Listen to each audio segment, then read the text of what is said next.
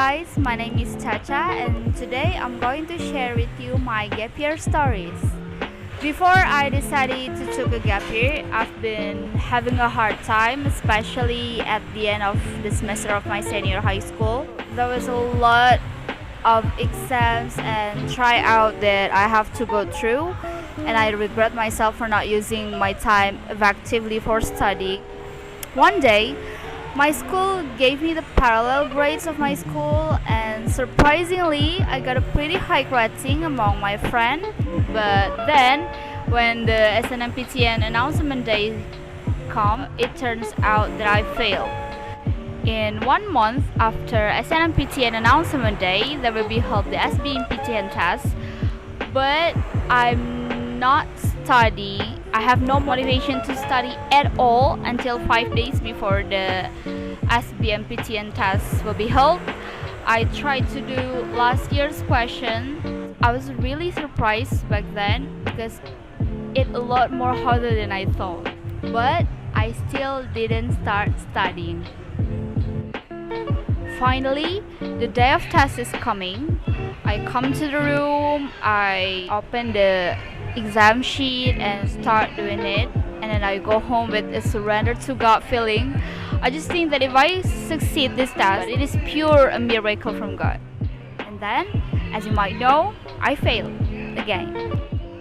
But my mom doesn't give up. She told me to take the mandatory test at Pendidikan Indonesia University at West Java. My mom spent so much money on it, but sadly I failed again for the third time. So then I decided to take a gap year. I didn't register myself to a private university because it's too expensive already. I start my study program at the end of October. I studied from an online course called Zenius. It really helped me a lot. I usually studied for 8 until 12 hours per day, sit in front of my laptop, listening to the learning materials while I'm making the summarize, and then I make the neat version on my binder.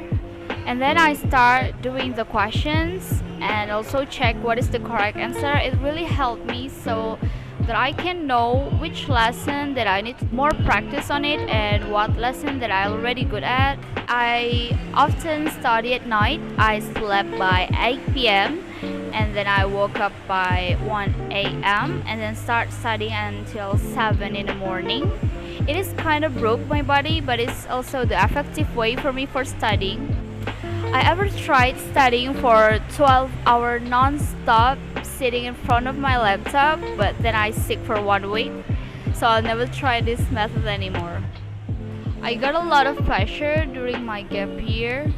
I'm jealous of my friends that already felt the college life, like meeting new friends and do the college tasks with their new friends, while I'm still here struggling, studying for the next test. I felt really tired and anxious every single day, worried about my future and afraid that I might fail again.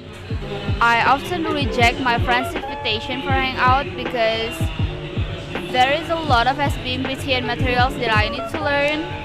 So it is impossible for, I think, to skip studying even just for 1 day. And finally, the day of test is coming. I took the test smoothly. And finally, the announcement day is coming. But I have no guts to open the website until my friend doing it for me without me knowing. And then she chatted me and said, "Congratulations, you got accepted." I was so surprised, like, is it real? Finally? And it turns out that I got accepted in Lampung University at their science communication major. I immediately told my parents about it and they looked so happy. They congratulate me and hugged me tight that night. I tried to hold back my tears in front of them.